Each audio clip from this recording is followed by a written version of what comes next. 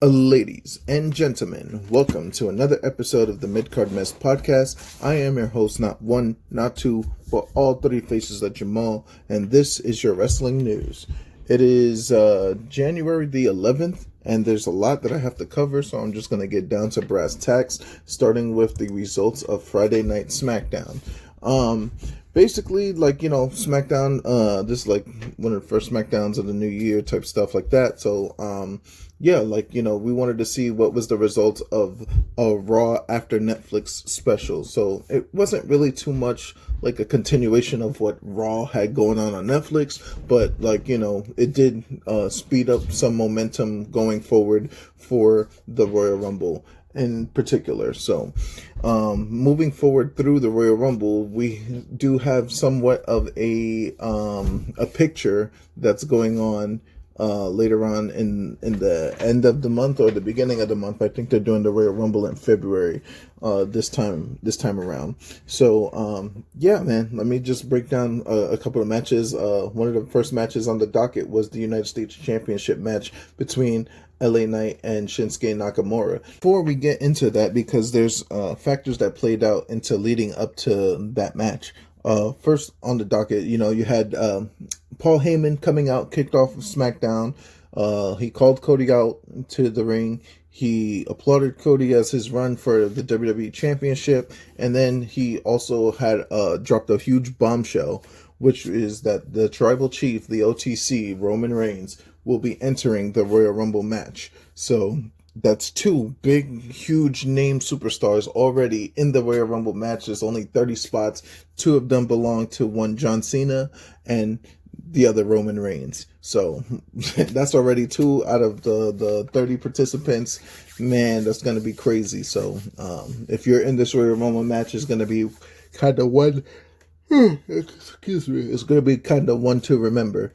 But as the anticipation and the crowd got excited about the potential for John Cena and Roman Reigns in the Royal Rumble, Kevin Owens then came out, and then he basically told Cody Rhodes, like, oh, you backstabbing piece of shit. Basically, you're shaking hands with The Rock, you're freaking shaking hands with Heyman, you teamed with Roman Reigns, and you're trying to make Roman become champion again, and I'm not going to allow that to happen. As long as you're champion, you're going to make Roman do the Tribal Chief things all over again. He's going to have a stranglehold on the business again, and it's going to be your fault.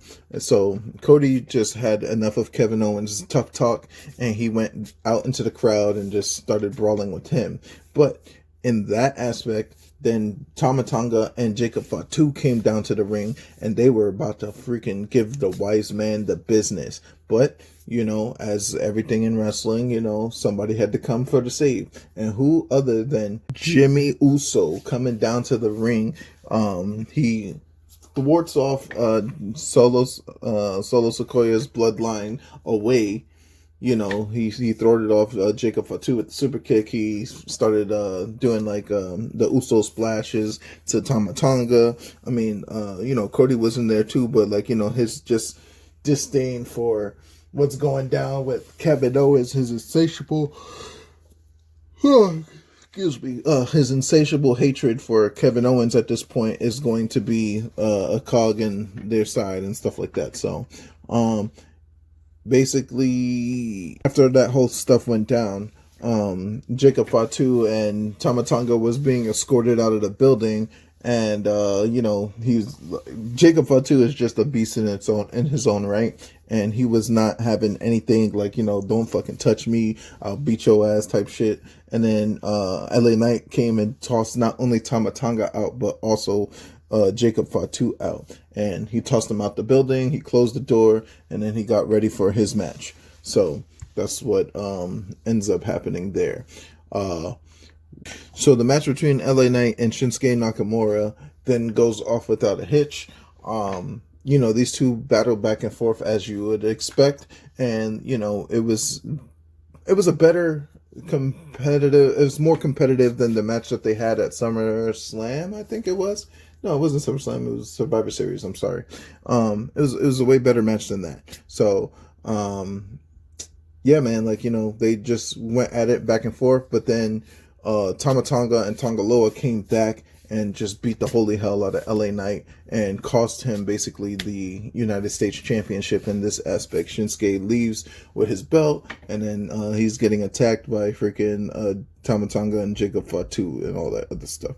So later on, it was made, the match was made between Cody Rhodes and Jimmy Uso because they made the save for LA Knight, and then they basically challenged Jacob Fatu and Tama Tonga to a tag match, which would end up being the main event for the evening.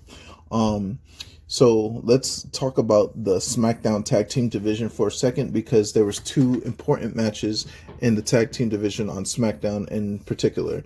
During the backstage segment, you had the Legado del Fantasma arguing with Pretty Deadly, and the Motor City Machine Guns arguing with A-Town Down Under. And being that Motor City Machine Guns and A-Town Down Under was former tag team champions, then they get to face each other. And then you have Pretty Deadly and Los Garza, which is part of Legado del Fantasma. They had the match against each other. So the first one I want to talk about is the very highly competitive matchup between Los Garza, Angel, and Humberto versus Elton Prince and Kit Wilson and Pretty Deadly. And yeah, they had a really, really, really competitive match, and I was very impressed with both teams. I mean, I already know Pretty Deadly, despite their yes boy type demeanor, they can go in the ring. And I already know about Legado del Fantasma. I've been watching CMLL and AAA for a long time, so I know about both of those gentlemen. And a lot of the Mexican wrestlers are really good. It's just that to showcase them in a way that would highlight their assets as opposed to like diminish it, because most likely, some of the Mexican wrestlers are smaller than some of the more bigger guys. And it just doesn't translate well in the ring. It doesn't translate well looking at it and stuff like that. It's like, it is what it is. But Los Garza defeats Pretty Deadly. They solidify themselves in the tag team division. And then we're talking Motor City Machine Guns, Alex Shelley and Chris Sabin versus A-Town Down Under and Austin Theory and Grayson Waller. Now, the one thing I want to point out is that when I tell you that these guys are like massive, just like if we just look at the basic function makeup of a wrestler, like Austin Theory and Grayson Waller are it.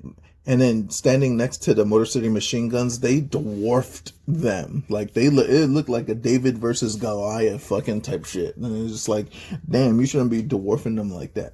So what A-Town Down Under has in size, Motor City Machine Guns have in experience. They've been tagging for almost 20 plus years now. And, they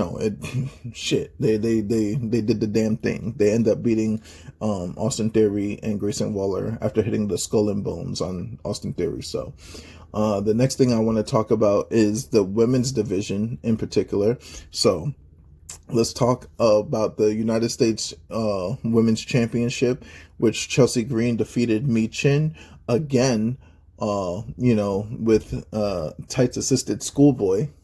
She did a whole roll up again, and then she held the tights. It's like she can't beat Mi Chin fair and square. Mi Chin has been trying and going after these titles for a long time. She's just getting opportunity after opportunity after opportunity, and at some point, people are going to get tired of her getting this opportunity, which is going to lead to either a descent or something's got to give. I don't know what the payoff is going to be.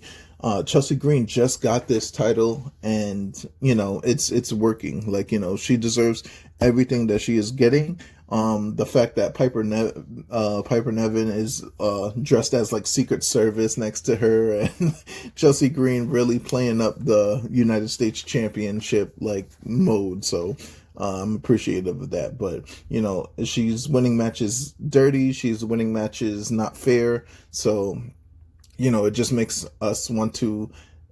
It's a love-hate relationship with Chelsea Green, let's just say. Speaking of the women's division, Tiffany Stratton came out and had her little celebration, talking about how she's up next and Tiffy time is now and everything like that. But then Nia Jax came out and just said, look, you wouldn't have had any of these opportunities if it wasn't for me. And, had I not been attacked in a match, if you fought me one-on-one, then this wouldn't have happened. So then Bailey came out and said that Nia Jax was an idiot for even trusting Tiffany Stratton, and she agreed and piggybacked off of what Nia Jax said to Tiffany, like, that Money in the Bank, you wouldn't have got it if it wasn't for Nia Jax and freaking Candice LeRae. It's you're not nothing without that Money in the Bank briefcase. And at the same time, Nia, you're stupid because you trusted her this whole time and you knew that she was going to turn on you. So that's your stupid ass fault. And then Naomi and Bianca Belair came out and basically was like, look, and this is all Naomi talking. Bianca didn't say a dang word. And this is kind of rare for Bianca Belair to be in a segment and she's not the center of attention. But that's going to change in a moment after I talk about what's about to happen. But Naomi comes on the mic and says, Nia, I would have beat you if it wasn't for Tiffany, if it wasn't for Candice. And, before anybody gets a shot at that title, it's going to be me. So they all go down to the ring. They all start brawling and everything like that.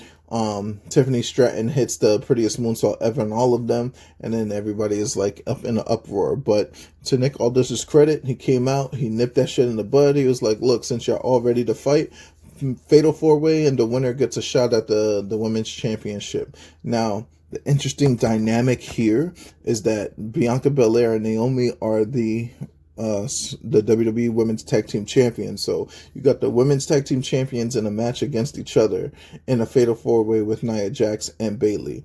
At the end of the day, Bailey was the one who pinned Naomi.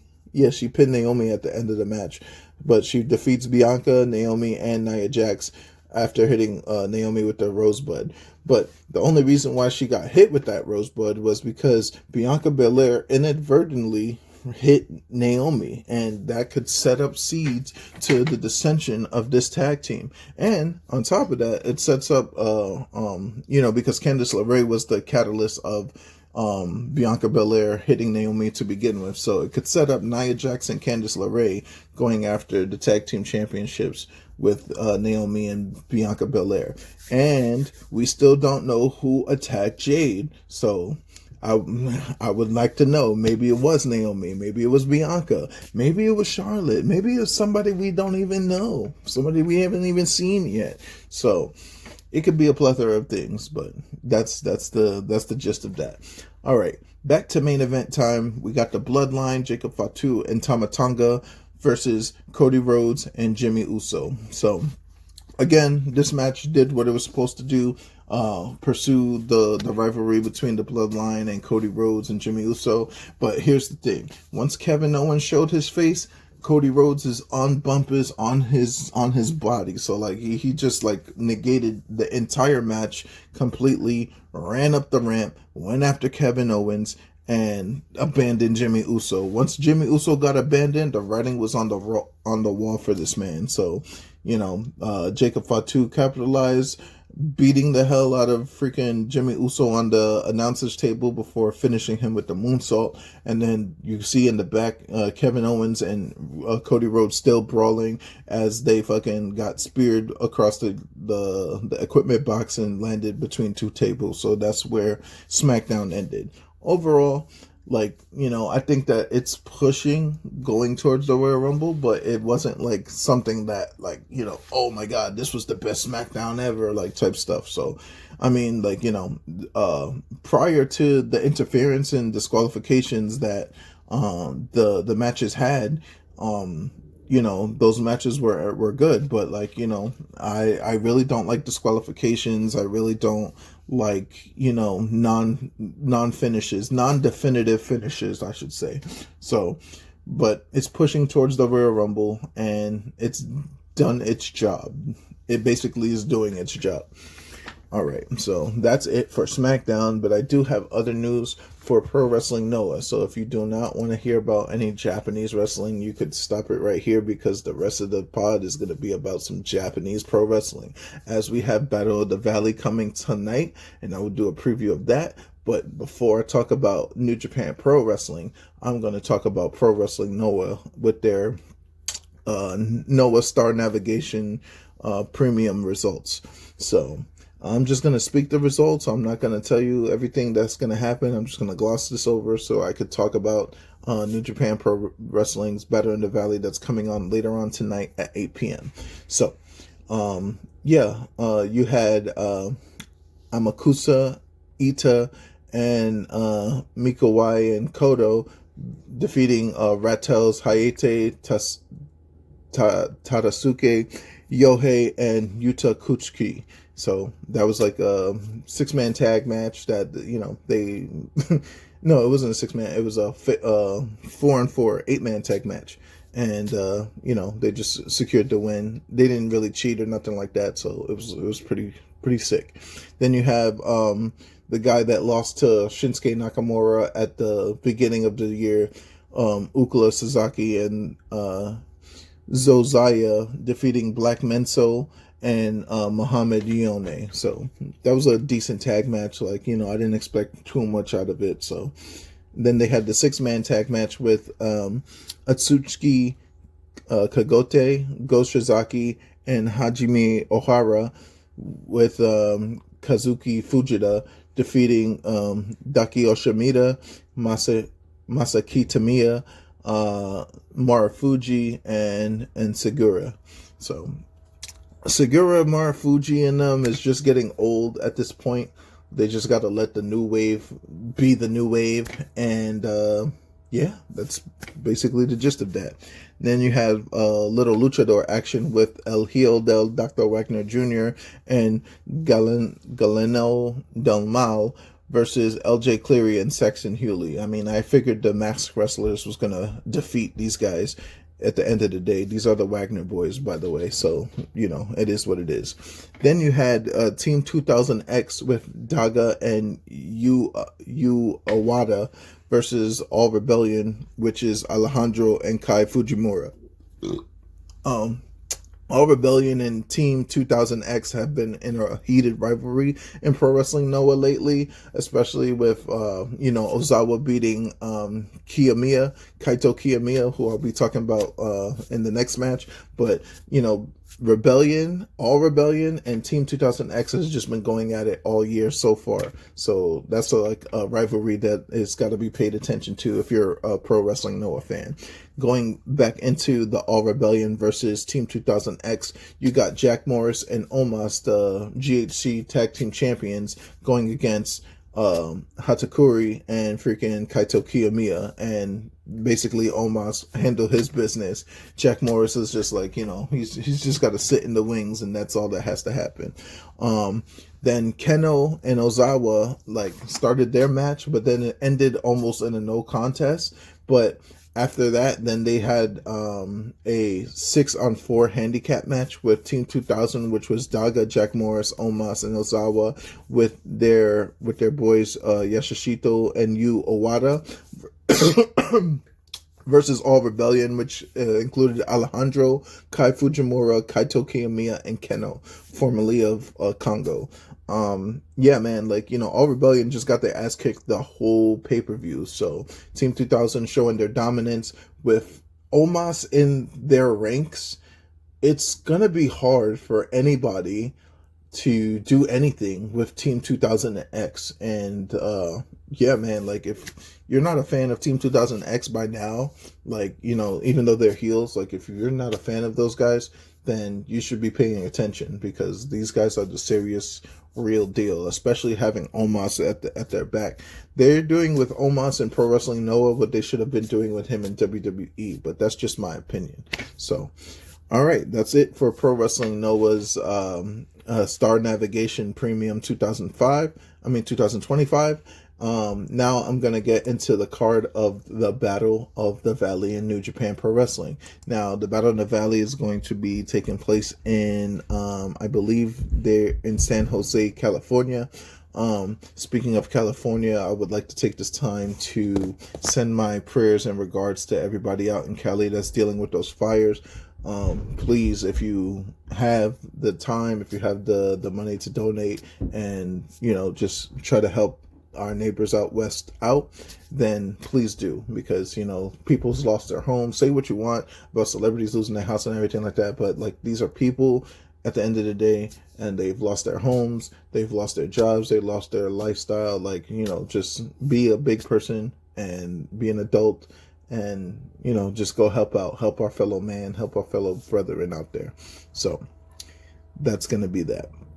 So the matches that's going to be happening in San Jose at the Battle of the Valley is main evented by the IWGP Junior Heavyweight Championship, which shows the champion El Desperado coming fresh off of his controversial win of the IWGP Junior Heavyweight Championship against Doki, because Doki injured himself at Wrestle Kingdom, versus the number one contender in Taiji Ishimori. So that match is going to be a banger. Now, Konosuke Teshikata is putting his never openweight championship on the line against small ass Kushida.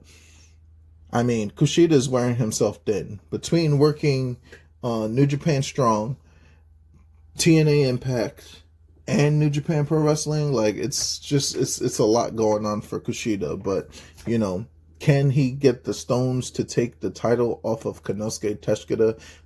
He's just been gold all year. Last year, he was just gold all year. So he's starting strong with a strong case of, being the wrestler of the year this year. So far, so good for Konosuke Teshikata. Then you have New Japan World TV Championship on the line with the new champion who just came back fresh off of his battle with cancer, El Phantasmo, versus one Jeff Cobb from the United Empire. Will the United Empire take a title and bring a title back to the Empire? We will see. I kind of want Jeff Cobb to win, but at the same time, El Phantasmo with the cancer and everything like that, former Bullet Club member, I'm a little biased and stuff like that, so it doesn't matter to me. But this is going to be a match to watch.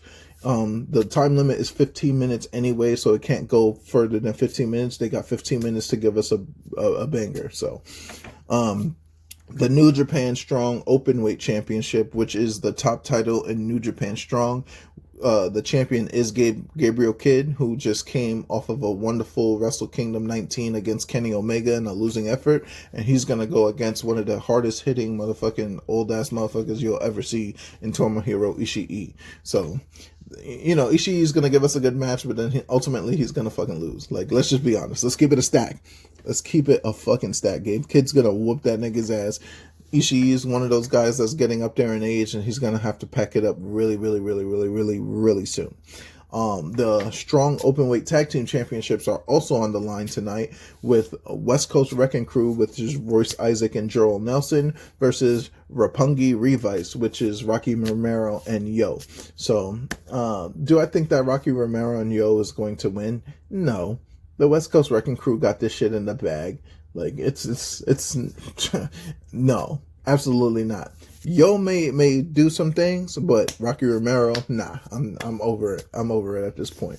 So then you have Sumi Sakai retirement match with Sumi Sakai teaming up with the House of Torture's Evil and Show versus Los Ingobernables de Japon's Hiromu Takahashi and the Stardom Stars, which is going to be Mai Watani and Yuka Sasazaki.